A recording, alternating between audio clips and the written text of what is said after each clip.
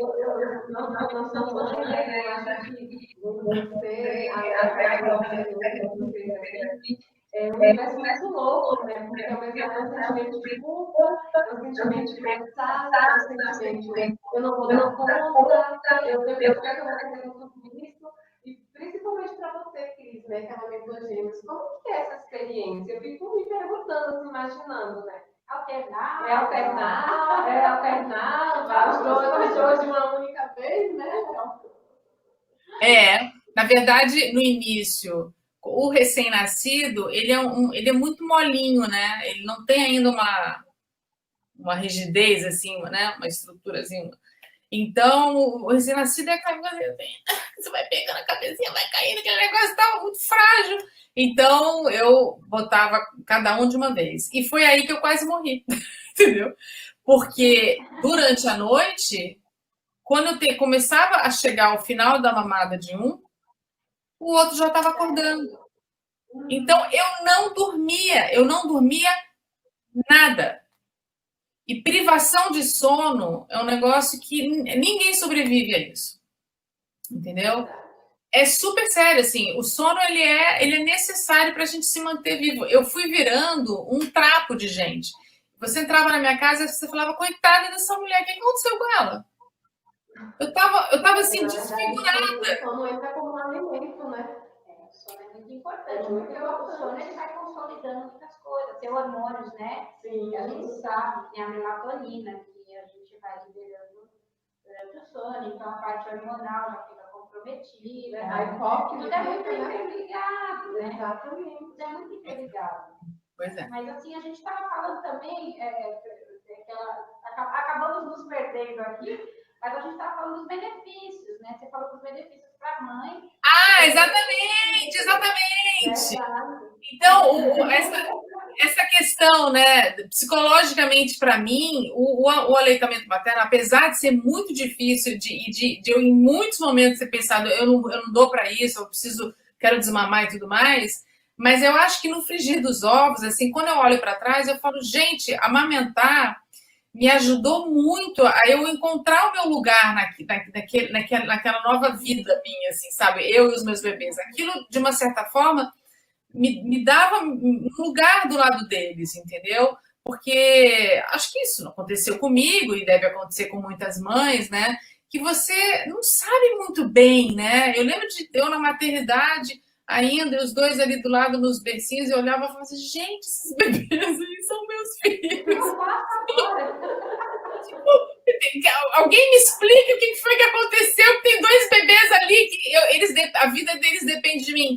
Isso é muito louco. Então, acho que o aleitamento materno ele também tem esse é um benefício, né? Isso para a mãe, né? E quando você consegue, por mais difícil que tenha sido, porque acho que tem uma hora que, assim, quando é muito difícil para a mãe, para mim, assim, teve um momento que eu falei, não, eu dou conta desse difícil, assim, eu vou amamentar e eu vou dar conta disso, eu vou conseguir, entendeu?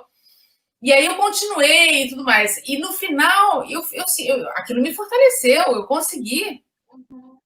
Né? Então, para mim, identidade como mãe e tudo mais, então, assim, isso eu acho que é muito importante. Acho que isso é um benefício assim, bacana assim, para o emocional, para o psicológico da mãe, né? E para o bebê, né? O sistema imunológico é número 1, né? Porque a gente nasce. Tem dois tipos, né? O GG e o IgA, né? Então, quando a gente. Agora, nunca sei qual é qual, mas enfim, a gente recebe anticorpos da placenta, a gente nasce com um estoque de anticorpos, né? Que é um dos dois, ou o IgG ou o IgA. E o outro a gente recebe pelo leite materno, né? Que são os anticorpos que a mãe, né? Então, a mãe já entrou em contato com uma série de vírus e, enfim, doenças e tudo mais. Então, ela tem um exército ali de anticorpos, né? Formado. E ela, pelo leite materno, ela passa esses anticorpos para o bebê. Então, esse bebê que nasce com esse estoquezinho que é passado pela placenta, de um tipo de anticorpo, ainda recebe o outro tipo de anticorpo via leite materno, né? E ele que não tem ainda o seu próprio sistema imunológico formado, ele vai formando as barreiras dele, né? E A partir do mais ou menos do 6º mês, os anticorpos, esse estoque, né, de anticorpos que a gente recebe pela placenta, ele acaba por volta ali do 6º mês. Tanto que é muito comum mesmo a mãe que amamenta dizer, mas a partir do 6º, 7º mês ali, meu bebê começou a pegar um resfriado aqui, outra colar e tal. É muito por conta disso, né? Porque um certo tipo de anticorpo não está mais lá, né? Então, isso é número 1, assim, porque aí a gente cai naquela questão, né, da mortalidade infantil. Por quê? Porque se esse bebê vive num contexto muito precário, vamos supor que ele viva, sei lá, numa favela, onde não há água potável, onde, enfim, uma situação insalubre de vida, né, um lugar que não, enfim, aquela infelicidade que a gente sabe, né, que é tão comum no Brasil, né? E se esse bebê ele é exposto a essa água muito cedo, né? Vamos supor que a mãe comece a dar um leite adaptado, né, na mamadeira, ou o clássico, né? Eu dou um chazinho para o bebê tomar e tudo mais. Esse bebê, pois é, o tal do chazinho, né? Esse bebê ele pode ter uma diarreia, uma disenteria e desidratar e morrer, que é super comum em certos lugares do mundo, né? Onde há muita pobreza, onde há muita miséria e, enfim. Então, o sistema imunológico é número 1, né? A gente estava falando há pouco do colostro, que é tão coitado assim, as pessoas. Ainda é só o colostro. Mas como só o colostro? O colostro é uma mega de uma vacina e ele vem em quantidade pouquinha, ele tem uma textura um pouquinho mais oleosa, né? E ele vem muito de pouquinho em pouquinho. E isso tem um motivo, né? Porque esse bebê, primeiro que a gente nasce com um estômago tamanho, sei lá, de uma azeitona, né? O estômago de um recém-nascido é micro, então não dá para caber muita coisa ali dentro, muito pelo contrário, né? E o fato desse colostro sair de pouquinho em pouquinho faz com que esse bebê vá muitas vezes ao seio materno. E cada vez que ele vai, ele manda um estímulo para o cérebro da mãe.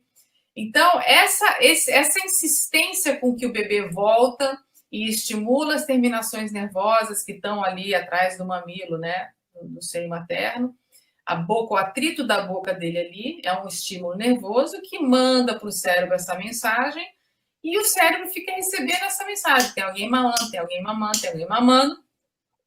E aí ele fala, então, bora descer o leite, entendeu? Então, assim, é necessário que esse bebê mame, esse recém-nascido, mame muitas vezes. Isso é a primeira coisa, o primeiro equívoco que acontece ainda dentro da maternidade. Da família ou das enfermeiras, enfim. Mas esse bebê tá chorando de novo? Acabou de sair do peito. Tá chorando de novo e vai voltar pro peito. Porque ele tem que voltar pro peito várias vezes, entendeu? De pouquinho em pouquinho, para iniciar esse circuito nervoso que é o circuito do aleitamento materno, entendeu? As pessoas acham que exatamente, por demanda. As pessoas acham que a amamentação que ela acontece na mama. Não, ela acontece no cérebro. O aleitamento materno ele está no cérebro da mãe, entendeu? Tanto que eu conheço histórias, e uma vez eu entrevistei uma mãe, enfim, uma história linda. Tem mães adotivas que amamentam. Você entendeu? Avós! Exatamente.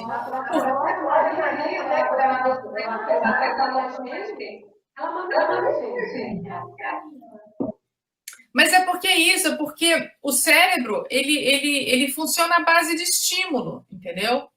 Então, se você às vezes a mãe que quer amamentar, a mãe adotiva que quer amamentar, ela bota aquela sondinha de relactação, né? Bota aquela garrafinha, né? Com o leite adaptado dentro, bota a sondinha, e o bebê, quando você adota o bebê pequenininho, se ele tem um bom reflexo de sucção, se ele ainda vem, né, muito ligado nessa coisa do reflexo de sucção, você bota ele no peito, ele vai engatar ali. Com a sondinha de relactação, que, né, ele vai sugar o leite adaptado que está garrafinha, né?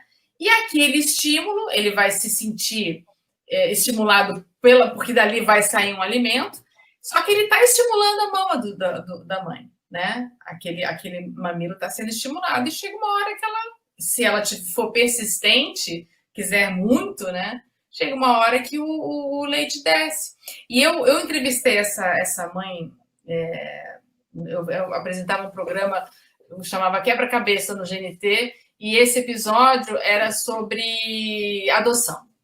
E era uma história linda, a Irene, o nome dela. A Irene me dizia isso, ela estava na segunda adoção já, inclusive alguns dias antes tinha chegado uma bebezinha, mas o primeiro filho dela, ela disse que isso, olha que loucura, o que é a maternidade, o desejo materno, né? Como essas coisas desencadeiam, né? Processos neurológicos, coisas, enfim. Ela disse que aquela expectativa pelo telefonema, né? Sabe aquele telefonema que a mãe adotiva recebe, que um dia liga e fala, seu bebê está aqui? Aquilo, né, na cabeça dela, esperando. Um dia toca, ó, pode vir buscar o seu filho está aqui. Ela falou que foi o tempo dela passar a mão na bolsa, entrar no carro. Quando ela chegou no lugar para pegar o bebê, o sutiã dela estava molhado. Nossa, você entendeu? É muito louco, entendeu? Porque essa relação, e ela é uma relação construída aqui, entendeu? A gente fala, e a gente está falando aqui tanto de amamentação, acho muito importante, porque talvez quem assista, né, tenha mães também assistindo e tal, é muito importante a gente pensar o seguinte, gente, o componente principal nessa relação, ele é afetivo, ele é amoroso, essa construção, né, essa relação mãe-bebê. Gente, ela é muito simbólica, ela é muito... Então, ela acontece no seio materno, ela acontece na mamadeira, ela acontece na colher da papinha, ela acontece no BLW, quando você dá um pedacinho de alimento. Assim, a mãe que ama, ela vai cuidar desse bebê, e ela vai cuidar desse bebê da forma que ela pode, dentro das suas possibilidades, entendeu? Então, assim, uma mãe que não amamenta o seio, isso não quer dizer, para essa relação, para a qualidade dessa relação, para a qualidade deste vínculo simbólico, isso não quer dizer nada. Essa relação pode acontecer maravilhosamente bem, entendeu? E ela vai alimentar o seu filho com a mamadeira, olho no olho, grudada com esse bebê no colo, ele vai ter aquela sensação de, né, de acolhimento, de holding, entendeu? Tá tudo lá. Tá tudo lá. É óbvio que, assim, se o aleitamento materno for possível e for uma experiência positiva para os dois, muito melhor, óbvio que é melhor. É óbvio que não se substitui uma coisa pela outra. É óbvio. Mas é muito importante, porque, inclusive, assim, o índice de aleitamento materno, mundialmente, ele é baixo. Entendeu? As pessoas... quando eu comecei a ler sobre isso, eu achava, lá atrás, né, 7 anos atrás, quando eu comecei a pensar na amamentar, eu achava que a dificuldade para amamentar era uma dificuldade contemporânea, né, da nossa época. Não, você pega livros, por exemplo, O Mito do Amor Materno, que tem um estudo enorme, né, profundo das sociedades europeias de 1700, 1800, né? E estava tudo lá, as amas de leite, as mulheres entregavam, as famílias entregavam o bebê, praticamente no dia do nascimento, uma ama de leite levava o bebê, e esse bebê, quando não morria, voltava 5 anos depois. Entendeu? Porque criar filho não era o que é hoje. Entendeu? Então, assim, amamentar não é fácil para o ser humano. A não ser quando você vê, por exemplo, sociedades, tribos indígenas ou tribos africanas, que você olha e você fala assim, gente, que incrível, né? Como é fácil para essas mães e para a sociedade, porque a gente está falando aqui que amamentar é um ato comunitário, né? É uma responsabilidade de todos, né? Não é só a mãe que é responsável pelo sucesso do aleitamento, é a comunidade, né? E quando você vê essas comunidades indígenas ou africanas tratando aquilo de uma forma super mais tranquila que a gente aqui no contexto urbano, né? Você se questiona, você fala, aí é que você percebe que amamentar é uma construção cultural. Amamentar depende da cultura, entendeu? Depende do discurso social. Se o discurso não for pró-aleitamento, entendeu? Se o lugar dessa relação via amamentação, se ele não é facilitado pela cultura onde essa mulher vive, foi criada, a amamentação não acontece. Entendeu? Então, assim, é muito complicado falar sobre o mamífero humano e comparar ele com os outros de outra espécie, os outros mamíferos, né? Porque, né, nós somos bichos linguageiros, né? O bebê quando mama, ele tem ideias, ele está construindo ali símbolos, né? Que é o que não acontece com o gatinho, com o cachorrinho, né? O gatinho está só se alimentando, né? O bebê, ele mama olhando para a mãe. Ele mama olhando para esse outro, entendeu? E ali acontece o mundo. Né? Então, por isso que eu digo assim, Nossa Senhora, que grande sorte de uma dupla mãe-bebê quando o aleitamento materno se estabelece e é possível, e, enfim, tem uma trajetória bacana, né? Mas essa troca de olhares, ela acontece e ela pode acontecer de qualquer forma, no seio materno, na mamadeira, né? Depois no cadeirão, comendo a papinha. Essa troca, assim, sabe? Ela é do ser humano, né? Essa construção simbólica dessa relação, né? Ela é nossa e ninguém tira, entendeu? Sim, a gente falou, né? Um pouquinho disso, até para que adora, e consegue, mas também tem o processo inverso, né? Aquela mãe que está amamentando, às vezes está até indo bem, mas por alguma questão, geralmente de estresse, né? Ou de saúde, ou de algum impacto emocional muito grande, talvez um luto, ou uma briga, enfim. Essa mãe tem esse leite cortado, seca esse leite. Né? Isso a gente sabe que acontece. E essa mãe, muito poucas delas conseguem novamente restabelecer a amamentação. Isso traz assim desdobramentos psicológicos muito difíceis, né? Tanto da frustração dessa mãe, né? Quanto esse bebê que de um dia para o outro de repente ele tem mais, vai ter que se adaptar à maneira mesmo, né? E é muito brusco, né? Uma coisa... Então, assim, na questão do desmame, falando desse aspecto e também do outro aspecto, né? Daquele desmame, vamos dizer assim, muito tardio, né? Porque a gente fala amamentar exclusivamente até os 6 meses, essa questão da imunidade e, se possível, depois mesmo com outro alimento, 2 anos ou mais. Esse ou mais, né? Ou mais até quando, né? Não sei. É aquele neném que você está vendo que o peito da mãe está lá com 3, 4 anos, talvez, o peito já virou uma chupeta, né? É um costume, não sei. Acho que até em dúvida, será que sai leite aí ainda? Será que não sai? A gente sabe que o leite materno é o alimento mais rico que tem oligoelementos e nutrientes, é super completo, fácil de digerir e tal, né? Mas aí aquela criança já está ali, né? Quase comendo feijoada, né? E tá, então tem uma relação ali, será que de simbiose, talvez dessa própria mãe que não consegue desmamar, né? Não consegue fazer esse processo de uma maneira mais tranquila. Algumas até procuram a gente, né, o profissional, para conseguir fazer esse desmame, né? Então, como é que fica essa relação do desmame, né? Quando você fala assim, não, chegou a hora de fazer essa separação. Eu acho assim, é tudo sempre muito relativo, né? Porque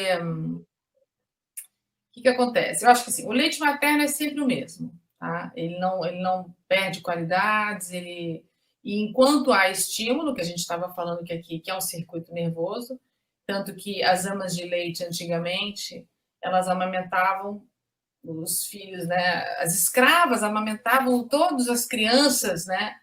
Da casa dos patrões, aquela loucura toda, né? às vezes eram, sei lá, 5, 6 crianças, né? E era um horror, porque amamentavam os dos outros e não amamentavam os próprios filhos, né? Que eram tirados. Ai, que horror, aquela coisa. Mas o fato é que, assim, enquanto há estímulo, há leite materno, tá? Essa questão do tempo no tempo que dura essa relação através do aleitamento materno, a gente cai de novo numa questão cultural, porque acho que cada cultura estabelece um parâmetro, né? E eu acho que hoje em dia existe um descompasso entre o que é preconizado e a realidade da mulher contemporânea, né? Uma mulher que trabalha, que tem uma licença maternidade de 4 meses, muitas vezes quer arrimo de família, porque, enfim, né, o marido foi embora, o marido bebe, o marido sei lá, tal, essas histórias são as mais loucas, né? Homem para partir, deixar tudo ali do jeito que, né? Enfim, mas fato é que o que você vê, especialmente no Brasil, é que muitas vezes a mulher carrega tudo nas costas, né? Então você tem uma cobrança, né, de um discurso que fala amamente até sei lá quando, né? E ao mesmo tempo um cenário social, e aí a gente cai de novo na esfera da política, dos direitos trabalhistas, parari pororó, e muitas vezes também não só do que a gente analisa de fora para dentro, mas às vezes a própria mulher, né? Tem muita mulher que vira e fala assim, olha, eu tive meu bebê, amo meu bebê, adoro, né? Mas assim, quando deu ali 4, 5 meses, eu estava louca para voltar para o meu trabalho, porque eu adoro meu trabalho, porque estava com saudade do meu, né? E isso não quer dizer que ela seja uma má mãe ou sei lá o quê, entendeu? O fato é que, na vida dela, enfim, é um novo equilíbrio aí de forças, né, que se mostrou a partir do momento que a mulher foi lá atrás para o mercado de trabalho, né? E foi para o mercado de trabalho por interesse da sociedade também, seja as 2 grandes guerras mundiais, né? Seja o próprio mercado de trabalho querendo mão de obra, então, assim, exatamente, sempre tem uma demanda, né? A gente não inventa nada sozinho, né? Mas fato é o seguinte, eu acho que você tem, às vezes, uma mãe que amamenta muito tempo e tem um bebê, uma criança, né? No final já é uma criança, super independente, autônoma, etc. e tal. Aí você tem a mãe que não amamentou muito tempo, que deu uma madeira, sei lá o quê, e você tem uma criança extremamente dependente e sem autonomia, entendeu? Então, assim, é difícil chegar para vocês e falar assim, toda mãe que amamenta por mais de 3 anos vai ter uma criança que é dependente dela, além do, né, sei lá, normal, desejável, né? E o contrário, né? Você desmamar a partir de tal ano garante que essa criança desenvolva a sua autonomia. Porque, de novo, o que estabelece, né? O que determina que essa criança vai ter autonomia, independência e vai estar pronta para ir para o mundo, né? É a qualidade da relação, né? É a qualidade da relação, porque você vê, às vezes, mães dando comida, né? De uma forma super... isso é uma das grandes dificuldades na hora da introdução alimentar, né? Você dá autonomia para a criança, ela se relacionar diretamente com o alimento, né? E você vê muitas vezes as mães ou os cuidadores, né, agarrados no pratinho de comida, enfiando a colher, porque tem que comer X, né? A criança não pode meter a mão no prato e se lambuzar, não pode passar a mão na colherzinha, brincar com a colherzinha e tal, né? Quando, na verdade, a gente sabe hoje em dia que essa relação da criança com o alimento, ela é sensorial, né? A criança que brinca com o alimento no início da introdução alimentar, ela tem muito mais chances de gostar de comer, que acho que é a coisa mais importante que a gente tem que aprender, gostar de comer, né? Então, assim, e de novo, quando você tem uma mãe muito centralizadora, muito autoritária, muito dominadora, ela vai tentar controlar tudo. Entendeu? Ela vai tentar, ela vai querer definir quanto que essa criança vai comer, em quanto tempo. E isso você já observa, às vezes, Já na amamentação, né? Uma mãe que controla muito o tempo da mamada, que controla muito o tempo de intervalo entre uma mamada e outra, né? Não, acabou de sair do peito, né? Faz 2 horas, não está na hora ainda de mamar.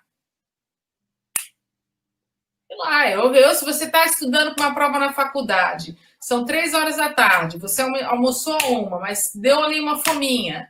Você fala, não vou aguentar até o jantar. Você levanta e vai na geladeira e faz um sanduichinho. Você ser enforcado por isso? Não, né? Acho que às vezes uma fominha aparece ali. O bebê é a mesma coisa, né? Tem dias que você come mais, tem dias que você come menos, tem dias que você come mais devagar ou mais rápido, né? Entendeu? Então, Exato, o que eu digo é o seguinte, eu não gosto de falar em tempo, eu não gosto de falar o que a gente pode falar é o seguinte, quando uma criança maiorzinha ainda mama, mas não é isso, se ela tem um comportamento em relação ao corpo da mãe, que você percebe que a criança tem uma atitude invasiva, a mãe está no meio, sei lá, de um restaurante, de um shopping, a criança levanta a blusa, já sabe? A mãe está falando com alguém, aquela criança já mexendo e levantando a blusa para mamar, entendeu? De pé ali e tal, como se aquele corpo pertencesse a ela. Aí não é a questão do aleitamento, é o fato, a forma com que a criança se relaciona com o corpo da mãe. Isso é que é o ponto. Porque vamos supor, você pode ter uma dupla mãe bebê, ou uma dupla mãe criança, a criança tem lá 3, 4 anos de idade, e ela ainda mama, entendeu? Mas mama em casa, a mãe bota limites, a gente tá aqui e tal, né? Há uma relação ali em que percebe-se que a criança percebe que a mãe é um outro, que tem desejos, que às vezes está disponível, às vezes não está, né? Às vezes quer, às vezes não quer, o que quer que seja, né? Porque acho que a gente ensina, né? Quando a gente começa uma relação com um filho, a primeira coisa que a gente ensina é que há um outro. Você não vem para o mundo para se relacionar com o outro. E há um limite entre... Exatamente, entendeu? Então, assim, eu diria assim, que a questão não é a amamentação, é a relação, né? Porque você pode ter uma mãe que amamentou por mais anos e estabeleceu limites né? E ajudou essa criança a ir para o mundo, a ter autonomia, independência, etc.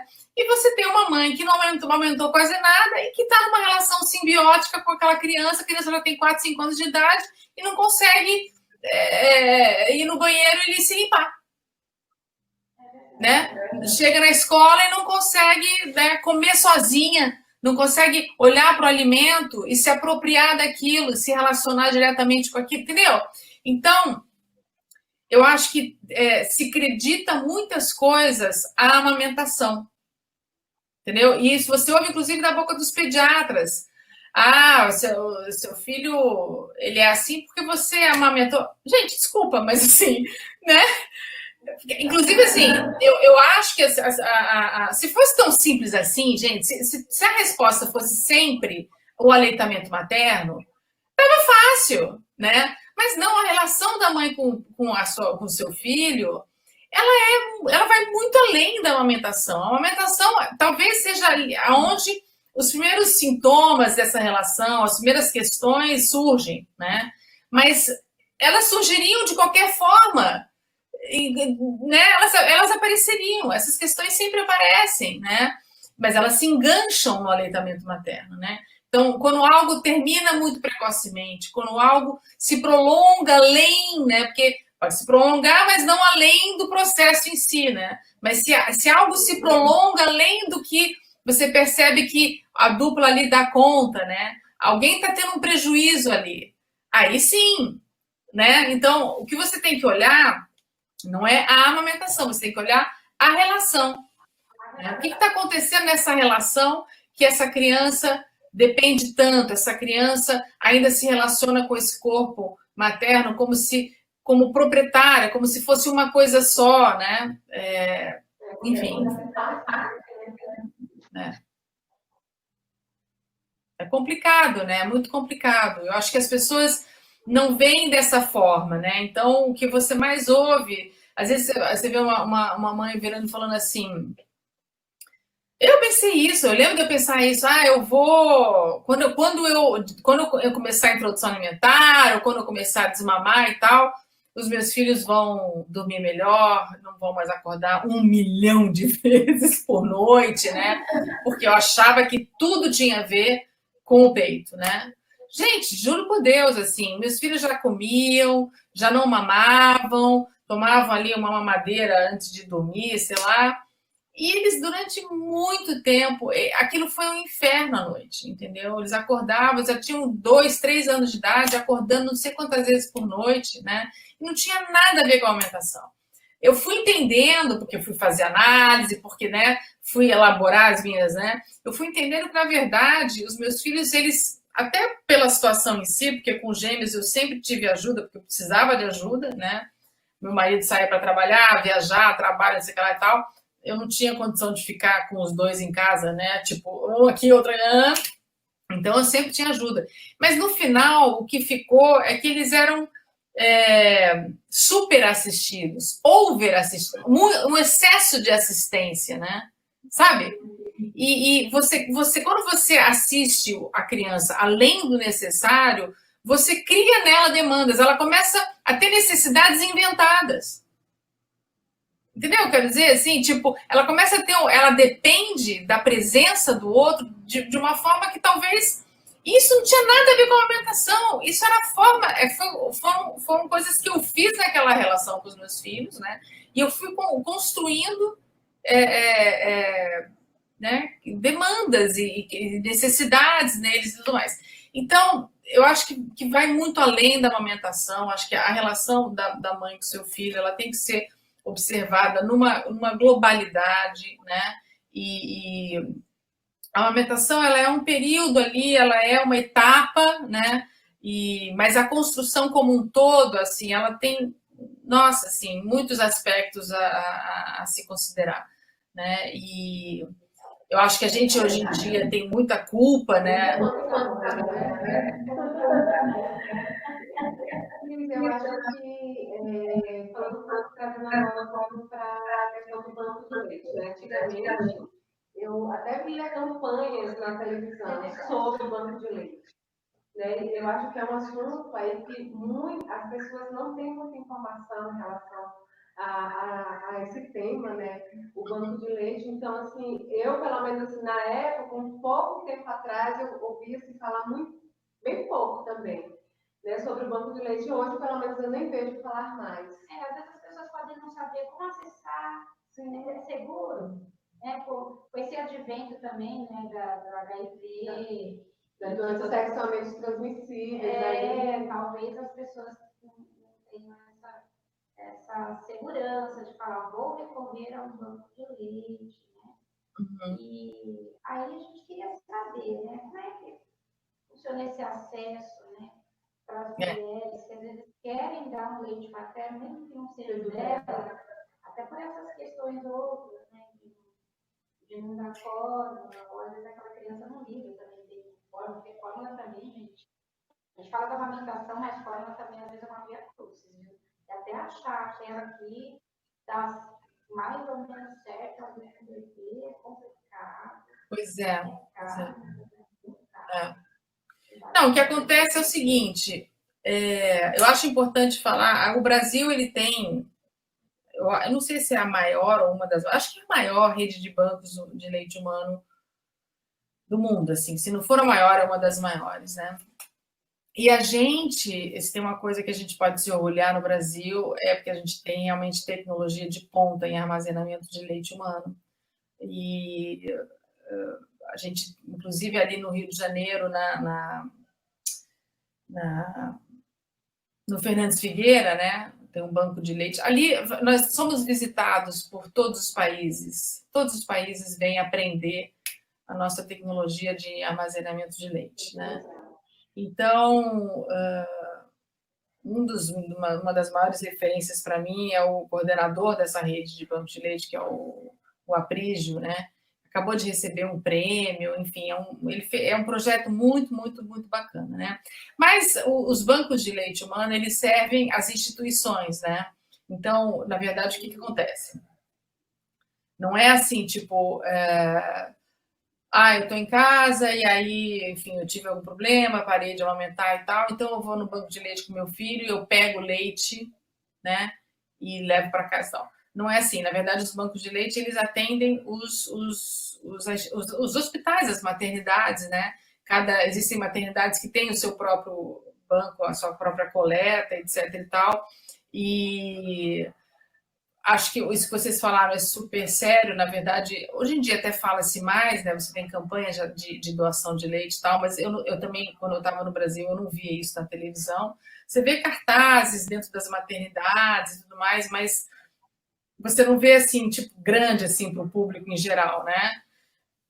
Mas, na verdade, existem, nessa rede de bancos, assim, existem muitos lugares, né, onde há um problema de estoque mesmo, né, porque doa-se muito pouco, né? Então, vira e mexe, a campanha, né, de doação de leite, há um investimento maior e tudo mais por causa desse baixo estoque, né? Mas fato é que depois que eu, por exemplo, doei muito, né? Porque quando eu comecei a introdução alimentar, como eu amamentava gêmeos, eu tinha um excesso, né? Meus peitos explodiam, né? Então eu ia tirando aquilo e aí eu botava naqueles vidros de maionese e na época, né, no Rio de Janeiro, não sei como é que está agora, mas eu ligava para o Fernandes Figueira e eles recolhiam em casa, né? Então passava um rapaz lá e levava os meus potes lá de leite materno, né? E era muita coisa, porque uma outra informação que acho que as pessoas não chega muito clara às pessoas, né? Porque esse leite doado, ele atende muito bebês que estão em UTI neonatal, né? Então, são bebês prematuros ou que tiveram, enfim, estão internados na UTI, né? Hoje em dia, a prematuridade é um fenômeno cada vez mais comum, né? Até muitas vezes por causa da cesariana eletiva, né? Então, a cesariana que tem a data marcada, né? Então, às vezes é o médico que marca, ou a mãe, enfim. E aí aquele bebê é retirado, né, do ventre antes da hora, né? E aí fica internado um tempo, etc e tal. E aí, como eu estava dizendo, assim, o estômago do bebezinho, do recém-nascido, e especialmente do prematuro, ele é micro, mas é uma coisa muito micro. Então, quando eu doava, por exemplo, um pote assim de maionese, né? Eu amamentava ótimo. Eu alimentava com meu leite, sei lá, dezenas de bebês.